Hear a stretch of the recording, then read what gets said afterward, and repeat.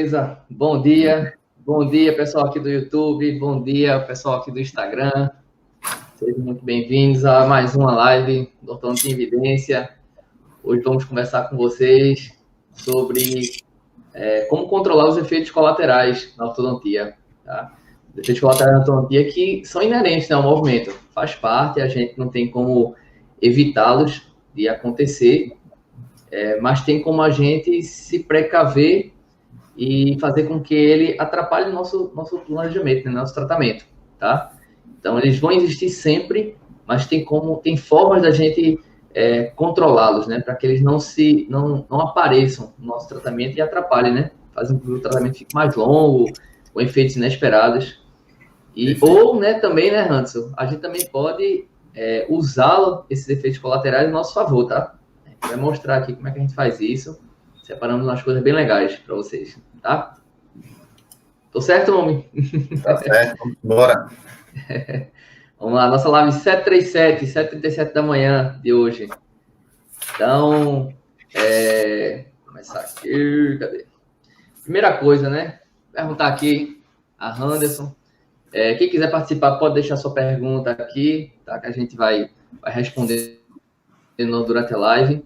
Pessoal do YouTube pode deixar no chat também, que eu vou respondendo aqui, tá? Primeiramente, existem movimentos adversos na mecânica ortodôntica? Hanson. Existe pra caramba, né, Paulinho? Existe, né? Por quê, né? Porque existe, né? Que a maioria das movimentações, né? Enfim, aquilo que nós aprendemos lá no colégio ainda vale, né? Para a maioria dos movimentos, aquela terceira lei de Newton, ação e reação. Então, eu acho que essa frase que eu vou falar aqui agora, todo professor falou, né, na nossa época de escola. Olhe, quando empurramos uma parede com determinada força, no sentido, é a mesma coisa da parede estar nos empurrando com a mesma força, porém no sentido contrário. É aquela famosa lei de Newton. E para a ortodontia não é diferente, entendeu?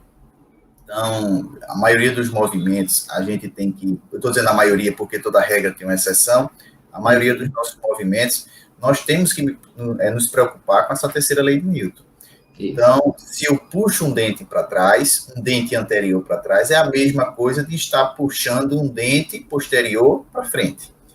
Então, o ortodontista tem que ter muita noção de vetor, de força, enfim, e ter sempre essa terceira lei de Newton guardadazinha, né? Porque sempre você vai estar exercitando e utilizando.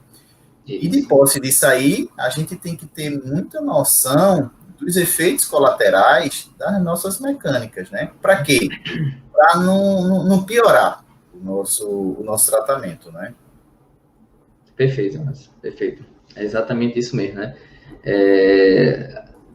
Se uma pedra cai no chão, né? Ela tem a reação do chão sobre a pedra, né? Vamos assim falar, né? Verdade. Né? Então, nos dentes não é diferente, né? Se a gente empurra algum dente para cima, por exemplo, né? Intruindo, alguém vai ter que receber alguém vai ter que descer, né? Alguém vai ter que descer. Pode ser que seja benéfico, né? Pode ser que seja benéfico, né? Esse alguém descer, pode ser que não, tá? Verdade. Né, Hans? É nisso que a gente vai trabalhando. E, Hanson, e como é que a gente controla esses efeitos colaterais aí? Como é que você gosta de fazer? Tem muitas formas, né, de controlar. E dependendo do estágio do tratamento que nós estamos, a gente pode lançar mão de alguns artifícios para controlar esses efeitos colaterais, entendeu? Certo. Eu acho que todo tratamento passa pela fase do alinhamento e nivelamento, né? Então, no alinhamento e nivelamento, nós temos formas de controlar esses efeitos colaterais. Qual o efeito colateral mais comum que as pessoas cometem no alinhamento e nivelamento? Eu imagino que seja a vestibularização, né? Eu acho que sim também, viu, Hanson? Porque um apinhamento, eu acho que é uma característica muito comum de a gente encontrar num arco dentário, né? Numa maloclusão. E se você realmente não tiver cuidado, é um movimento natural, né? Também aquela outra frase, né? Dois corpos não tem como ocupar o mesmo espaço ao mesmo tempo, né? Então, se eu tenho dois dentes, um por cima do outro, num processo natural de alinhamento, ele vai ter ele não pode ocupar o mesmo espaço. Então, não ocupando o mesmo espaço, inevitavelmente ele vai vestibularizar. E aí a gente tem que ter noção desse efeito colateral. Por que noção, eu digo? Porque se o dente estiver lingualizado, esse efeito colateral vai ser excelente. Mas se o dente já estiver vestibularizado, vai ser horrível, né? Esse efeito colateral. Exato. Exatamente. E esse efeito colateral, tá, pessoal, de vestibularização que Anderson falou, isso acontece por ser a área de menor resistência do arco, tá? Essa região anterior. Então, como o dente precisa, o arco, né, precisa abrir espaço para aqueles dentes, né, que estão apinhados, né, ele vai para a área de menor resistência. Como a área de menor resistência na área anterior, então os dentes anteriores começam a vestibularizar muito mais do que os dentes posteriores abrir, né, vestibularizar. Tá? Por isso que tem esse efeito colateral de vestibularização na região anterior. E como o Hans comentou, né, dente estando lingualizado, se você não deseja que ele vá para vestibular, um exemplo, né, uma compensação de uma maloclusão de classe 3, você ferrou tudo, né? Você vai cruzar essa mordida, você ou vai deixar ela em toco, você vai arranjar mais trabalho. Vai arranjar mais trabalho, exatamente. Vai de encontro ao que a natureza já tinha feito pelo aquele paciente. Tá? Então, tem que prestar bastante atenção nisso, né? E lembrar sempre que essa área anterior é a área de menor resistência. Tá? É por isso que nos obrigados a gente coloca o stop na região anterior, né? Para poder a área de menor resistência ir lá para trás. Tá? Então, pode continuar, meu amigo. Não, seria isso aí, entendeu? A gente não pode, vamos ensinar uma receita aqui de bolo para sempre fazer isso aqui, para você nunca vestibularizar. Não, porque vai ter situação que você vai querer vestibularizar, entendeu? É aquela história, né? Tudo posso, mas nem tudo me convém. Tem que ver. Exato, exatamente. Ô, Hanson, Fale uma outra situação aí, ver se você lembra. Olha, essa parte de alinhamento e nivelamento, qual um artifício, uma característica que os alunos utilizam muito, né? E isso gera efeito colateral. Já nessa primeira fase, né? No alinhamento e nivelamento. O que é que você poderia acrescentar? Olha, Hanson, uma coisa que eu percebo que os alunos fazem muito nessa fase de alinhamento e nivelamento, você falou agora de receita de bolo, né? E aí eu diria que eles seguem uma receita de bolo e nem sabem por que estão seguindo, na verdade, né? É ensinado e não é questionado e vai seguindo, que é a utilização exagerada de fios, tá? E nessa utilização exagerada de fios, principalmente fios de níquel titânio, tá? Existe eu vou dizer até assim, existe uma lenda, né? Não sei se essa é a melhor palavra, mas existe uma lenda, vamos assim dizer, de uma receita de bolo de você ter que passar não sei quantos fios no alinhamento e nivelamento. Então, você usa o 12, usa o 14, 16, aí entra no 20, aí entra nos retangulares, vai até 19 por 25 retangular, para depois começar a utilizar aço ou nem utilizar aço, né? E, assim, de uma forma muito simples, o fio de níquel titânio, ele existe uma conformação pré-estabelecida, né? Que não necessariamente é a do seu paciente, tá? E eu ainda vou ser até um pouco mais agressivo agora, né? Eu diria que não é do seu paciente, tá? Não posso dizer 100% porque ninguém sabe da certeza pura, né, das coisas, mas assim, eu não lembro de ter visto um paciente meu que o arco do níquel titânio era exatamente o arco do meu paciente, tá? Em alguma região ele era diferente, ou no canino, ou na região anterior, na região posterior. Então, se a gente utiliza fios de níquel titânio de calibres muito espessos, né, passa aqueles meses todos, um ano usando fios de níquel titânio, principalmente os retangulares, né, você acaba alterando o formato desse arco, né? E como ele vai alterando... Isso pode ser assunto para outra live, viu? Mas saber que consegue diagramar, por incrível que pareça, pequenas dobras no Naitai. Sim, sim. Inclusive tem um vídeo seu, né, falando sobre isso, né, no canal. Pode ser assunto para outra live. Exato. Mas vamos lá, vá. E aí, quando eles vão passando esses fios, né, acaba que os dentes anteriores, por ser, como eu falei antes, a área de menor resistência, eles começam a vestibularizar, né, começa a dar aquela conformação grande, né, na região anterior. E em alguns casos isso não vai ser interessante, tá? Isso aí, sabe, Paulo? Eu vejo até não só do Naitai, eu vejo até do aço também, porque os alunos eles querem tudo pronto, né? E aí compram aqueles arcos pré-fabricados, como você falou, Naitai, né? Enfim, mas também o aço. Isso. Do jeito que tira lá, pô. Coloca, né? Na boca, né? Do Então não existe individualização. E aí não existe individualização, não existe um respeito biológico dessa tábua óssea, né? Exato. Então eu vou comprometer tábua óssea, eu vou comprometer também o quê? Estabilidade. Pois é. A distância intercanina fica toda alterada com esses fios, né, Hanson? E aí a pessoa só percebe depois de alguns meses que tira o aparelho, né?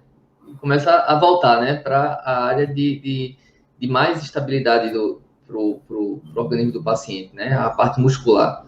Tá? Então, isso é uma falha, vamos assim dizer, por seguir uma receita de bolo que não necessariamente é aquela receita para o seu paciente. Uma vez até você comentou, Hans, sobre que fios utilizar, em que fases utilizar, né? Se quiser comentar um pouquinho aí, porque você lembra disso? De usar um fio? Resolveu? Para quê? Não, sim. É porque na realidade é o seguinte, como você falou, né? Às vezes as pessoas querem um protocolo, tá bom?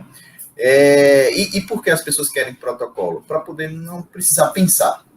Tá bom? É só seguir aquilo, pôr sem pensar, que no final dá certo. Mas a gente tem que ter muito cuidado com o protocolo, porque senão você fica muito engessado. Então, se a gente vê qual é o grande objetivo do alinhamento e nivelamento, o próprio nome já está dizendo. Exato. A pergunta é idiota, a resposta é idiota. É alinhar e nivelar. O objetivo do alinhamento e nivelamento é alinhar e nivelar. E nesse alinhamento e nivelamento, a gente vai ter dois grandes grupos de fios. Um responsável por um alinhamento e nivelamento mais grosseiro e o outro um pouco mais refinado. Quem é que vai fazer o alinhamento mais grosseiro?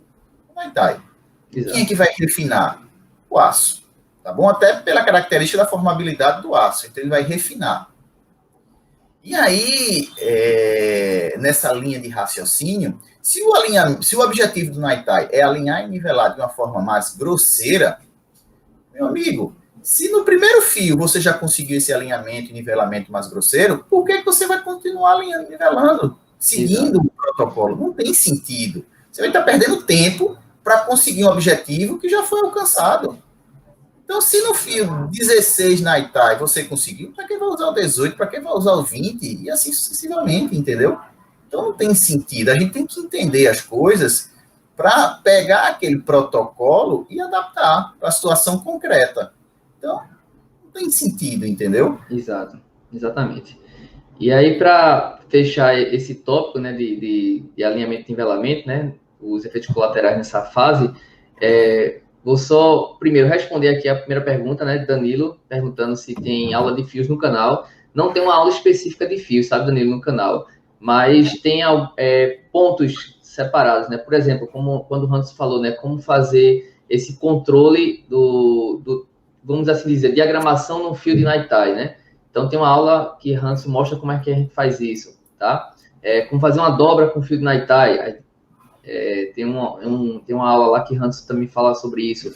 Mas Danilo, se for o caso, a gente pode marcar um bate-papo aqui e falar sobre isso aí, tá certo? Isso, é uma boa, né, Hans? E é tão perguntado, né, Hans? A gente já recebeu outras vezes perguntas sobre isso, né? Tanto com fios de níquel titânio, quanto de níquel cromo, como TMA, né? Os fios do alto ligado, né? Eu acho que seria até uma boa também, né? Já é bastante perguntado isso há algum tempo já. Desde o ano passado, né? A gente sempre fala alguma coisa, mas não tem uma aula, né? Eu acho que é uma boa mesmo, tá? E fechando esse tópico, uma sugestão que a gente deixa quando a gente vai fazer esse alinhamento e nivelamento, né? Para controlar esses efeitos colaterais nessa fase, além dessa questão do fio, a gente coloca aqui que seria também a questão de realizar desgastes prévios, tá? Na hora que você monta o seu aparelho, você já viu essa quantidade de apinhamento que existe, não quer o efeito colateral da vestibularização, já deixa alguns espaços, tá? Já faça alguns desgastes no arco, já para poder esses dentes ocuparem esses espaços e não repercutir na região anterior. Então, com o controle de ancoragem lá atrás e os espaços já criados, os dentes tendem a ocupar primeiro esse espaço, que ele vai passar a ser a área de menor resistência, já que não existe um dente impedindo o movimento do outro. Tá? Então, já observa o entalpiamento e já faça desgastes prévios naquela região. Né, Hanson? E para quem não tem segurança, setup é bem bacana, né? E aí ele já vai dizer, você só precisa desgastar 0,2. Então, você não precisa nem pensar muito, né? Por quê? Porque o software já fez isso por você, né? Exato, exatamente. E para quem não tem software, né, pode fazer a discrepância de modelo, tá?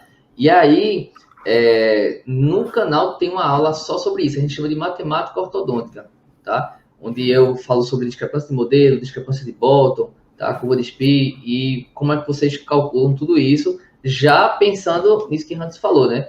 De ter um desgaste prévio, tá? Para que não tenha esse efeito colateral na região de menor resistência, que seria a região anterior. Então, a gente já conseguiria calcular e saber, né, quanto teria que fazer de desgaste, tá? Então, quem usa o software, tem um software que já dá de uma forma até mais rápida. Também resolve do mesmo jeito. Resolve do mesmo jeito, tá? Não se aperreie com isso não, né? O importante é fazer, é prever, né? Exatamente. Tá? Eu não sei se teve mais alguma pergunta, eu estava olhando aqui, antes eu vi que teve escrita. Teve não foi? Qualquer coisa, pergunta de novo, porque como vai passando, tá? Pra gente aqui. Ô, Hanson, além de alinhamento e nivelamento, né, os efeitos colaterais nessa primeira fase, tem uma outra fase aí, né, que a gente observa efeito colateral, não é isso? E aí, quer comentar um pouquinho sobre isso?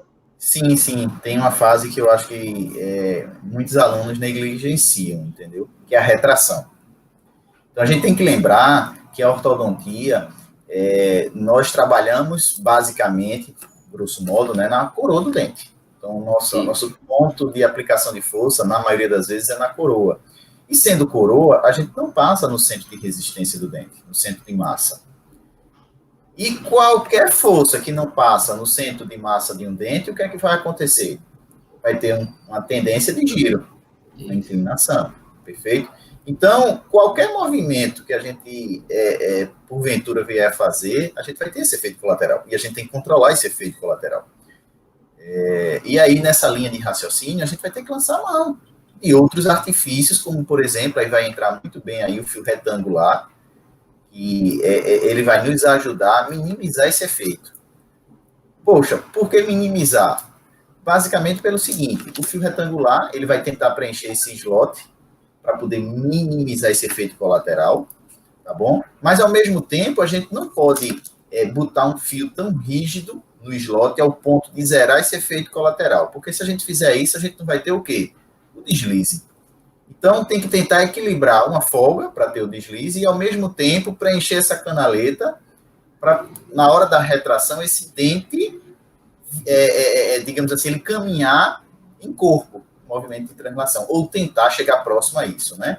Exato. Isso aqui a gente está falando de uma maneira geral, existem outros artifícios, né, para poder minimizar esse efeito de inclinação, como, por exemplo, tentar levar esse ponto de aplicação de força mais próximo ao centro de resistência, tá bom? Mas, de uma maneira geral, seria ter esse cuidado. Lembrar que, na maioria das vezes, aplicamos a força distante do centro de massa e, consequentemente, vai ter um efeito colateral. Exato. E aí, acho que com essa explicação, né, já começa a deixar claro que, na maioria das vezes, a gente vai fazer a retração com fio retangular. De aço, não com qualquer fio, de aço, perfeito. Aí, às vezes, é uma coisa assim. Vale salientar isso aí, né? Porque, às vezes, a gente vê retraindo com Naitai. E aí, por que aço? Atrito baixo. Entendeu? E atrito baixo, realmente, a gente vai ver uma boa movimentação dentária. Exato. Olha, retração. Sim, eu falei retração, né? Fio retangular, mas não é qualquer fio. Tem um fio específico. Tá bom? Um fio que preenche essa canaleta. Exato. Tá bom? Na maioria das vezes, a gente vai ver essa retração com 19 por 25. E um fio 19 por 25, ele ainda gera uma folga dentro do slot em torno de 10 graus. Então, significa que se você botar o fio 19 por 25, ainda vai ter um efeito colateral, entendeu? De inclinação. Outra coisa, né, Hanson? Falou de retração, né? Às vezes a gente vê umas retrações com fio de titânio, E aí, quando isso acontece, sabe, pessoal, por ter um atrito muito alto, assim como com fio de TMA, tá? Que é outra maldade que às vezes acontece por TMA é aí, pior ainda, né? O atrito é não bem é? maior. Exato. E aí vai dando um efeito que a gente conhece, né, como efeito montanha-russa, tá? Que a região posterior, né, de pré-molares começa a intruir e a região anterior começa a extruir bastante, tá? Vai fazendo uma curva, né? Um efeito bem feioso, assim, vamos assim falar, tá? Na mordida do paciente, né? Então, por isso que tem que se usar fios com baixo atrito, né? Fios E bem esse polidos efeito, de cromo, né? Os fios de aço. esse efeito que você falou, né, do efeito montanha-russa, também se dá pela flexibilidade, né? Exato. E muitas Exatamente. vezes, isso que você falou também pode acontecer no aço, entendeu? Uhum. Mas Exato. acontece basicamente pelo seguinte, pelo excesso da força, Isso. Tem que entendeu? Então, por romper, né? exemplo, se você fizer uma retração, vou exagerar, não é o caso, com fio 16 de aço, não é o caso, mas aí eu estou tentando exemplificar o calibre do fio e colocar uma força elevada, vai acontecer. Isso, exatamente. Aí, Né? por que acontece no Muay Thai? Porque ele é mais flexível, Isso. o aço é Então, o mais mínimo, rígido, um pouco de força já é capaz de causar é isso, o né? No... suficiente para Exato. poder ocorrer isso aí. Às vezes, Perfeito. às vezes, né, a gente observa isso acontecendo e o aluno ele não consegue identificar o porquê está acontecendo, né? Então, o problema maior não é nem acontecer, né, Hans? É você não conseguir saber o que está acontecendo. Porque senão vai É, acontecer a segunda vez, vai acontecer a terceira. permanece no erro. Exato. Então, observem isso, né? Se tiver acontecendo no caso de vocês, que pode ser ou o excesso de força num fio calibroso, ou até mesmo pouca força num fio que não tem resistência para isso. Tá? Um fio E aí, muito. para fechar esse assunto, Paulo, eu vejo o seguinte: como eu disse, né? Por exemplo, o fio 19 por 25 ele ainda vai ter uma folga. Então, existe uma certa deficiência no aluno entender que é necessário, muitas vezes, um torque resistente Isso. para poder suprir essa folga que existe no slot. E essa folga é fundamental, porque senão tem deslize. Ô, Hans, e falando em deslize, para fechamento de diastema, que é que você observa aí com efeito colateral e como evitá-los, né? Que a gente vê tanto também fechamento de diastema, né? E de repente tá com problemas, né? Tá com efeitos colaterais, vamos assim falar, né? Angulações incorretas, recidivas, né? Por isso também. Então, o que eu vejo muito no fechamento de diastema, um outro ponto que aí eu poderia acrescentar, que os alunos às vezes também não entendem, é o seguinte: quando a gente vai fechar um diastema, e aí volta para aquilo que eu falei um pouco atrás, estamos aplicando a força na coroa do dente. A coroa do dente ele está do centro de resistência, ou centro de massa, como queiram falar.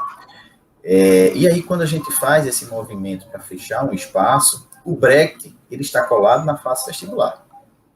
Se está colado na face vestibular, existe uma tendência natural de quê? De giro do dente. Então, se eu tiver um diastema entre, sei lá, o 33 e o 34, e botar um elástico em cadeia para poder fechar esse espaço, vai existir uma tendência natural de giro do 34 para mesial e o giro do 33 para distal. Então, a gente tem que entender isso. Por quê? Porque a força não passa no centro de massa do dente, no centro de resistência. Então, a gente tem que lançar mão de artifícios para poder neutralizar esse giro. Uma possibilidade seria uma amarrilha individual. Não tem elasticidade, então ele consegue controlar esse efeito colateral do giro, por exemplo. Isso. Não sei se era essa pergunta que você estava querendo me fazer, a resposta seria essa, mas eu vejo que isso está acontecendo muito, sabe? Exato. É como o que Hans falou agora, é como se você tivesse, pessoal, com uma mochila, tá? Uma mochila na frente, né? Preso aqui na frente, e alguém fosse lhe puxar por essa mochila, tá? Então, a tendência é que você fosse girando, né? Para essa pessoa. Você não vai perfeitinho, né? E para controlar essa tendência de giro, não pode ter uma força excessiva, já que a força passa à frente do seu centro de resistência. Né? Então, o Hans deu aqui o exemplo do amarrilho perfeito. Tá? E aí, pelo mesmo motivo também, né, da retração, a gente evita também fazer esse fechamento de diastema com fio de níquel titânio. Não é isso? Porque, além do atrito, né, que vai fazer com que você faça uma força ainda maior, então você vai aumentar esse momento, essa tendência de rotação do dente, Há também a deflexão do fio. Então, quando o dente começa a caminhar pelo fio, ele começa a caminhar angulando, tá? Porque o fio ele é flexível, ele não consegue sustentar o dente. E como ele vem angulando, a coroa vem e a raiz começa a ficar. Né? Então, no final, um dente que estava assim, em vez de fazer isso, né, ele começa a fazer assim. Né? Eu costumo falar, Paulo, de uma maneira um pouco até simplória, né, grosseira, que o tratamento ortodôntico ele se vai dividir em 3 fases, né? Alinhamento e nivelamento, correção de relação molar e fechamento de espaço e finalização. Veja que fechamento de espaço, de uma maneira geral, claro que exceções existem, por favor, mas veja que fechamento de espaço está na segunda fase do tratamento ortodôntico. Se está na segunda fase, significa que nós já concluímos a primeira. Exato. E para concluir, está mais utilizando fio de titânio, né, Hans? Isso. E para concluir a primeira, nós temos que terminar com que material de fio? Com aço. Isso. Então veja que para eu movimentar dente, a regrinha diz que tem que estar com aço. Claro que exceções elas vão existir, mas como regra, para você fechar espaço, a gente raciocina que tem que ser aço. Exatamente. Respondendo aqui a pergunta da questão do fio de amarrilho, esse fio de amarrilho, sim, ele tem que estar nos dentes da região do diastema. O amarrilho ativo, tá? O amarrilho que vai promover o fechamento de espaço. Tá? Os outros dentes vão estar amarrilhados também, mas é um amarrilho de contenção. De forma individual, né? O dente vai ser movimentado, tem que estar de forma individual. Isso. Tá? Era isso, né? Era a pergunta, né? Não sei se ficou claro. Eu acho que sim. Se não... Pergunta de novo. Então, eu acho que esse tópico a gente conseguiu, né? E com relação à diagramação, se a gente não respeita, Paulo, se a gente não individualiza, fala para a gente aí alguns efeitos colaterais. Ótimo. Como controlar. Essa parte de diagramação é uma parte que eu gosto bastante, tá? Inclusive, já passando aqui, né, que algumas pessoas me perguntam, eu até fiz um vídeo no canal sobre isso, né, qual é o diagrama que eu utilizo. Normalmente, eu utilizo o DIAL, tá? Diagrama Individual Anatômico Objetivo, que é um diagrama que eu utilizo principalmente quando eu quero compensar casos, porque ele dá uma gama de arcos bem diferentes, tá?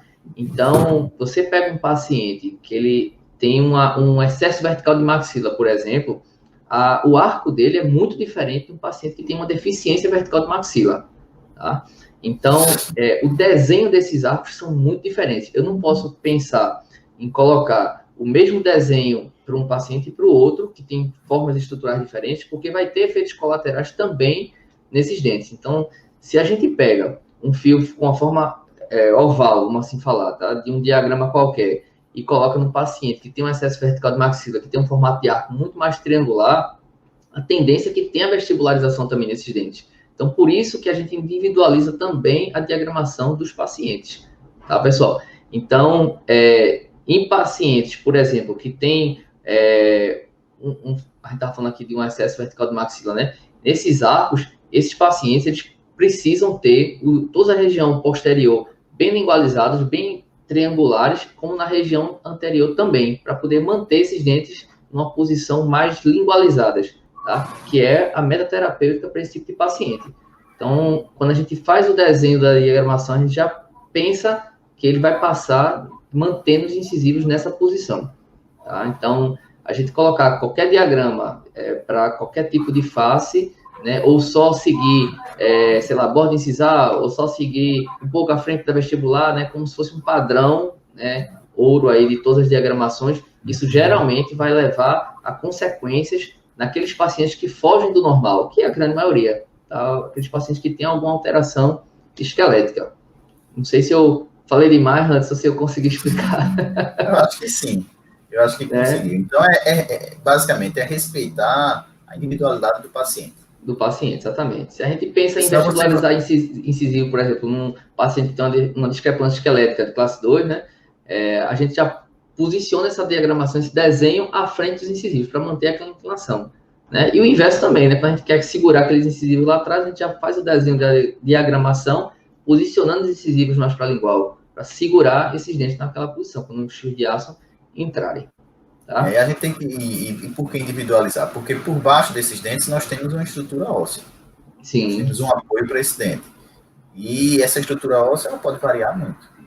Então, se a Isso. gente não respeita, pode cair, como eu falei, na estabilidade, pode cair em abfrações, enfim, Isso. pode gerar aí muita coisa, né? Verdade. Retração e por aí vai. Isso. Perfeito. Tá? Outro ponto, né, Hanson, que a gente observa que está naquela matemática ortodôntica, né, é o cálculo de curva de Spee, né? Então, muitas vezes a gente vê que quando se está fazendo a discrepância de modelo para ver quanto de apinhamento o paciente tem, para ver quanto vai desgastar, né, se tem espaço, se vai cair em desgaste anterior, posterior, enfim, né? É negligenciado, tá? A curva de Spee. É como se ela não existisse, né?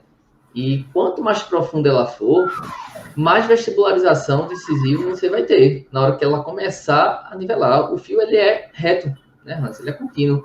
Então, naturalmente, vai acontecer essa planificação da curva de Spee. Quando a gente começa a passar os fios de titânio. Então, os dentes posteriores vão instruir, os dentes anteriores vão incluir. Só que eles incluem vestibularizando, aumentando o perímetro do arco para poder caber, né? Já que a extrusão da região posterior faz com que precise de espaço no arco. Tá? Para quem não entende isso aí, eu gosto de falar um exemplo bem prático, sabe, Paulinho? Dá para ver essa folha de ofício? Sim, perfeito. Vê a distância que ela ocupa do meu dedo, tá certo? Esquerdo ou direito. Isso, tem que andar com ela para poder a gente observar ela toda, né? Vê. Aí o que é que eu vou fazer? Vê o espaço que ela ocupa. Agora eu vou dobrar ela. Vou simular uma curva de Spee. Olha a distância agora do dedo direito para o dedo esquerdo. Isso. Olha o espaço que tem daqui para cá. Quando eu planifico, olha o quanto de espaço agora ela ocupa. Exato. Veja que a distância agora do direito para o esquerdo, veja como é muito maior. Então a gente tem que raciocinar dessa forma. A curva de Spee, quando você planifica, é sinônimo que vai roubar espaço pra caramba no seu arco. Isso. E aí, quando rouba espaço, ou seja, existe um déficit de espaço quando você planifica, vai estourar na região que você já falou. Foi o primeiro ponto que você falou, na região de menor resistência, que muitas vezes vai ser com a região anterior. Com vestibularização. E é como é que a gente faz, né? É a mesma coisa, tá, pessoal? Se na discrepância de modelo, né, negativo, você não quer que vestibularize, e a gente passou a informação dos desgastes, aqui é igual. Né? Se na planificação da curva de Spee você não quer que vestibularize, é a mesma coisa. Vamos ver qual é a profundidade da curva de Spee, aí a gente vai saber quantos milímetros ele vai roubar do arco para poder planificar, e aí você faz o desgaste. Acabou-se. Já, né? Já deixa aquela região com espaço para que quando for ocorrendo essa planificação, ele já vai ocupando esse espaço. E aí a região anterior fica preservada. Tá? Caso você não queira vestibularização, né, Hans, dos incisivos. Como o Hans comentou, né, às vezes o efeito colateral é benéfico. Né? Então, se for benéfico para o seu caso, não. Vai alinhando e vai observando essa vestibularização até chegar na posição que você deseja. Mas vai do limão à limonada, né? Exato. Já é mata, né, com uma só lapada, mata os dois ali, né? Tá? Mas se não for benéfico, pessoal, já planeje deixar esses espaços ali, tá? Porque eles vão ser usados. E muitas vezes você vai observar que é de um mês para o outro. Você deixou o desgaste, mas no outro mês parece que você não fez nada. Os dentes já estão colados de novo, tá? Então, isso acontece muito, tá? E aí, de repente, vem o aluno para a gente mostra e agora, né, filho? Agora a gente vai ter um trabalho diferente, né? Vai ter que criar o espaço para trazer de volta. Tá? Então, para que, né, fazer isso? Né? Vamos antecipar, né? Vamos já prever o que vai acontecer para evitar que aconteça se não for benéfico. Tá? Hans, o próximo ponto aqui que a gente colocou, né, era a questão de bractes, né? Como é que a gente pode utilizar os bractes a nosso favor, né? Para controlar esses efeitos colaterais. Tá? Você quer comentar? Quer que eu comente? Fique à vontade. Não, eu acho que podemos comentar os dois. Juntos, né? Eu acho que eu defendendo um pouco mais uma linha, você outra, até porque eu conheço, né, a forma de você trabalhar. Exato. Mas, eu também ajudo. E o que é bom, né, pessoal? Sabe? Porque se complementa, né? Um passa conhecimento para o outro, então eu pego um pouquinho do que ele faz, ele pega um pouquinho do que eu faço, e aí todo mundo cresce, né? O que é que eu acho importante? Vamos lá. Se eu tenho um caso que eu quero uma lingualização, certo? Sim. E meu BREC, ele tem uma prescrição que ele vai vestibularizar, então eu tenho que ter ciência disso aí, eu tenho que conhecer. Imagina eu pegar um carro e botar na mão de uma pessoa que não sabe dirigir. Pois é, não vai Vai sair dar do errado. ponto. Vai dar Exato. errado, entendeu? Ele pode até sair, mas vai dar errado. A probabilidade de bater é muito grande. Então, se eu pego um breque e boto na mão de uma pessoa que não tem o conhecimento da ferramenta, ele vai provavelmente errar. Estou fazendo analogia como se ele fosse bater no carro. Então, se eu Exato. tenho uma situação que eu quero lingualizar, tá bom? E meu breque, pela natureza dele, pela prescrição, pela forma com que ele foi fabricado, ele vai vestibularizar, eu tenho que ter noção disso para não botar um breque desse e vestibularizar. Ah, Exato. mas eu gosto de trabalhar com esse breque e vestibulariza. Beleza, tem problema nenhum. Mas aí você vai ter que tirar a diferença onde? No fio. Tem um toque igual. Exatamente. A gente observa muito isso na prática, sabe, pessoal? Quando se utiliza um exemplo aqui, né? Um paciente ele tem uma discrepância esquelética mal oclusão de classe 2, né? E os incisivos superiores precisam estar lingualizados, né? Para poder compensar essa discrepância esquelética. E o paciente ele está, na verdade, com breque de prescrição Roth, né? Que tem um torque vestibular acentuado, tá? Então, o aluno começa a passar os fios, de repente, principalmente quando entra nos fios retangulares, que começa a ter leitura de torque, esses dentes começam a vestibularizar, né? E esquece justamente disso, né? Dessa A parte essência básica da da essência. essência, que é a prescrição do Brexit. Se ele está ali para vestibularizar, ele vai vestibularizar. Tá? Então, se você não deseja que isso aconteça, como o Hanson disse, compense na mão, né? No fio. Você vai ter que dar torque. Ou bote um breque que lingualiza. Ou bota um Brexit que ele lingualize. Tá? Exatamente. Ou que vestibularize muito pouco, né, Hans? Alguma coisa desse tipo, para controlar esse efeito, né, que nesse caso não seria benéfico. Tá? Sim. Então, né, é como a gente faz geralmente, né? A gente utiliza a prescrição a nosso favor. Não é que ela vai corrigir todos os seus problemas, né? Ah, o paciente ele tem uma oclusão de classe 3, vou botar prescrição aqui que vestibularize bastante o superior, lingualize bastante o inferior e vai corrigir minha oclusão. Não é isso. Mas a prescrição ela vai te ajudar a ter menos trabalho, tá? Sim. Durante o E tratamento, né? principalmente para aquelas pessoas que ainda não têm uma destreza em torque. Isso, Então ajuda exatamente. muito. Exato. Então, de repente, ao invés de você dar bastante torque, um exemplo, lingual na região inferior desse paciente 3, talvez você dê um pouco só durante o tratamento. Né? Talvez não precise dar também. Então, você utilizar a prescrição a seu favor, para estar evitando mais efeitos colaterais que vai desprender muito mais energia sua, né? Paulo, Oi. utilizar os efeitos colaterais ao nosso favor. Ao nosso favor, exatamente. Entendeu? Porque se eu quero lingualizar, o efeito colateral quando eu botar um fio retangular é lingualizar, então vamos botar um breque que tem esse efeito colateral maior? Exato, ótimo. Ou seja, é o contrário, exatamente. Né? E aí faz com que a gente tenha, provavelmente, né, menos trabalho, menos surpresas negativas durante o andamento do caso. Né? E aí, lógico, se você tem menos efeitos colaterais, você, então, consequentemente... por isso que a gente encontra no mercado, né, breques que vestibularizam mais, breques que mais lingualizam. Enfim, e aí no mercado tem vários. Exato. É só olhar lá a prescrição. Olha um ali. Já passa pra gente, né? Isso aí. Tá? Vai ajudar. O que mais? Uma outra forma a gente evitar efeito colateral. Ó, Hanson, tem também os mini implantes, né? Normalmente é a primeira coisa que a pessoa pensa, né? Quando pensa em efeito colateral e como controlar, diz uma coragem absoluta, né? E aí nós deixamos por último. Isso, eu acho que muita gente chegou aqui pensando até isso, né? Eu acho que eles vão falar de mini implant, né? Toda hora mini implant, é uma aula de mini implant, né? Veja que a gente falou um monte de coisa aqui para se fazer e ainda teria mais, viu? Sim. Mas eu acho que o mini implant ele deve ficar por último, Paulo, pelo seguinte, porque a gente tem que entender que nas nossas práticas do cotidiano, do dia a dia, gera muito efeito colateral.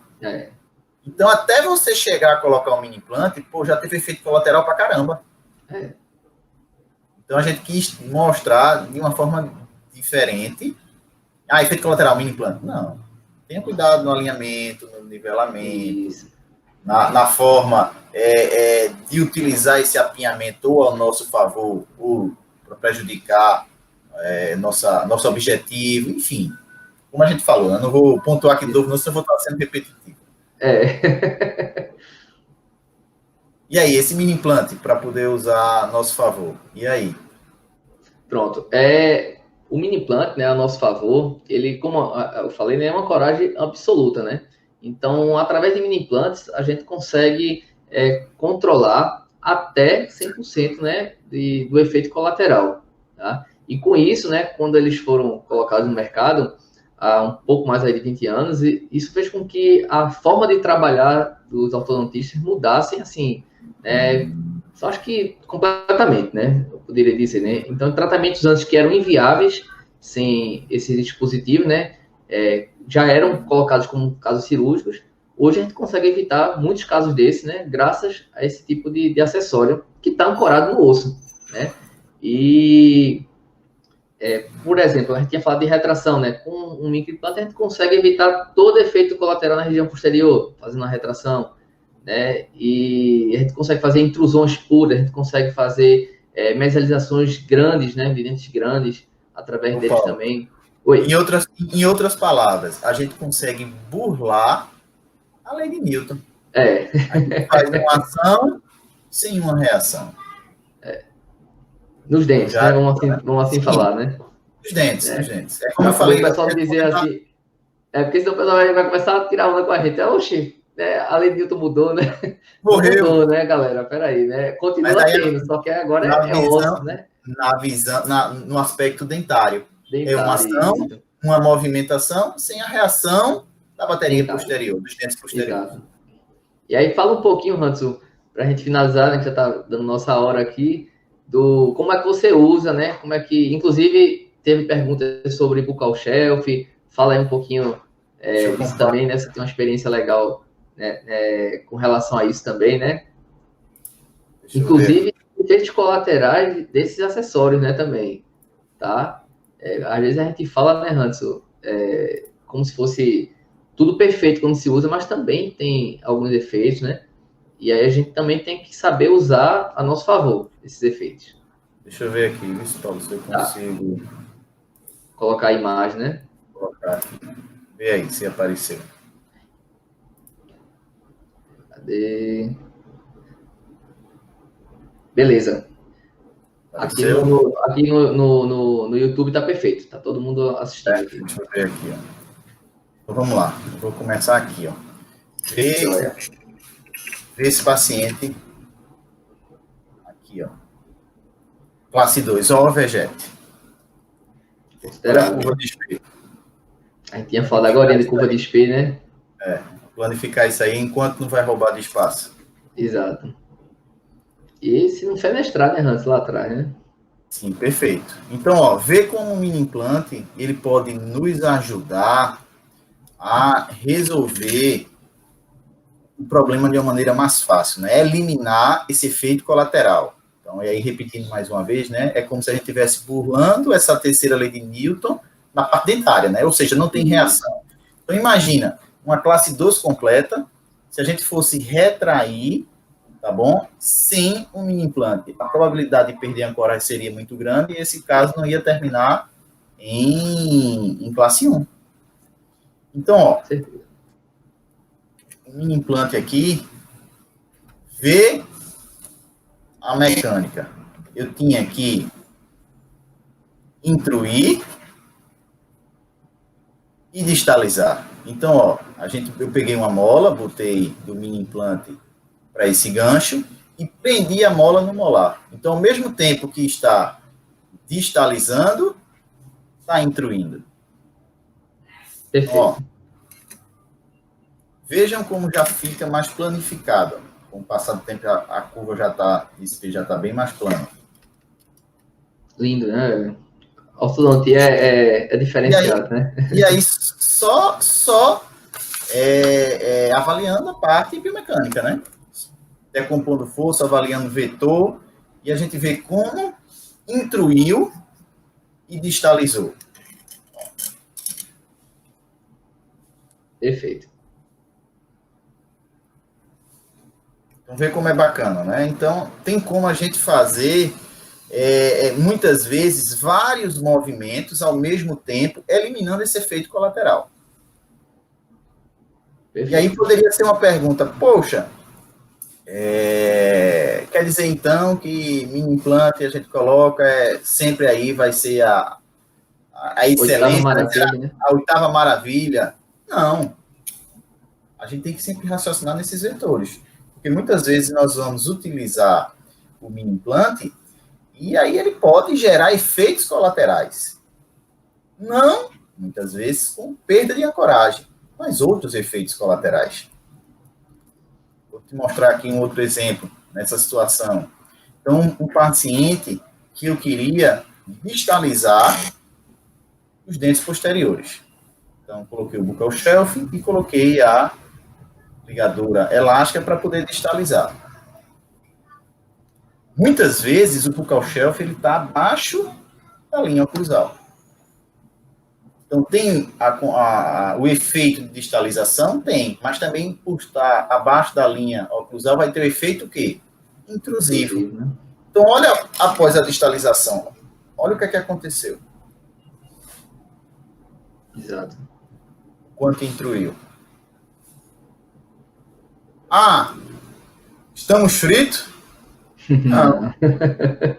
A gente vai, bota o elástico para poder compensar esse efeito colateral. E aí devolve a oclusão. Exato. Eu diria que isso é o mínimo, né, Hans? Diante de uma distalização posterior, inferior, eu acho que a gente depois ter que instruir dente e fazer um encaixe é brincar, né? Porque... Não, é muito mais fácil, né? Exato. Eu acho que esse efeito, né, a gente pode dizer para o pessoal, fica tranquilo, que isso aí, diante do que você conseguiu fazer, né, assim, não fique nem aperreado, fique até feliz porque tenha acontecido, né? Porque se acontecer é porque o resto também aconteceu, né? O vetor tá, né, acompanhando isso aí. E aí, o que é que eu gostaria de falar? É que, na realidade, você deve conhecer a mecânica, os efeitos. Porque, por exemplo, ali eu sei que existe uma tendência de distalização e intrusão. Então, tenta botar essa aplicação de força mais acima. Uhum. Entendeu? Para minimizar o efeito.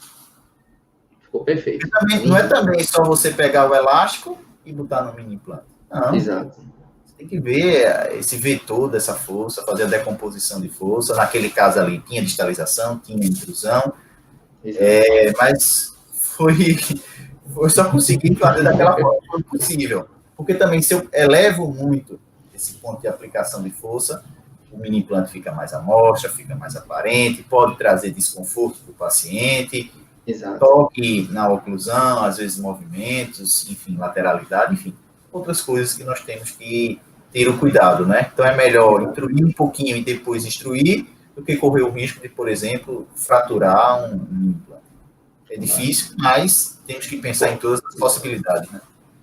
Não é impossível, né? É improvável, né, Hans? Improvável, não é impossível. Acho que a gente pode finalizar, né, Hans? Deu aqui o tempo já. Galera aqui do YouTube, eu respondi agorinha. Uma das coisas que o Hans acabou respondendo depois, o pessoal já tinha perguntado sobre a posição, mas aí ficou bom, aí ficou os dois tendo respondido. Eu não vi a pergunta não, mas eu respondi, né? Tá respondido já. Então, eu queria agradecer, né, Hanson, a todo mundo aqui que participou, fez suas perguntas. Pessoal aqui do YouTube, brigadão também pela participação, tá? Tinham perguntado também se ia ficar disponível a live, tá? Então, já vou responder. Não vai ficar, tá, pessoal? Essa live não vai ficar disponível. Talvez fique nos primeiros minutos aqui, mas logo depois a gente vai tirá-la. Então, amanhã a gente tem de novo, né? Amanhã tem mais uma live. Deixa eu até confirmar aqui o tema. Amanhã é planejamento multidisciplinar, tá, pessoal? Mesmo horário, 7h37, nossa live 7h37, e amanhã falando sobre o planejamento multidisciplinar, tá? Na ortodontia, com outras especialidades. Beleza? MBT é uma boa prescrição para classe 2. Só respondendo isso aqui, Hanson. Não, tá? Não é em relação à prescrição, não. Se você conseguir controlar os efeitos colaterais, sim, tá? MBT livre tem um torque vestibular alto na região superior, então vai de encontro na classe 2, e tem um torque vestibular inferior diminuído, né? Ele, na verdade, é um toque lingual, é negativo, tá? Então, seria muito bom para o inverso, né? Com passe 3. Lógico, se você pegar a região inferior, posiciona o break de cabeça para baixo, ele passa a ser um torque positivo, de mais 6 graus, tá? Nesse break MBT.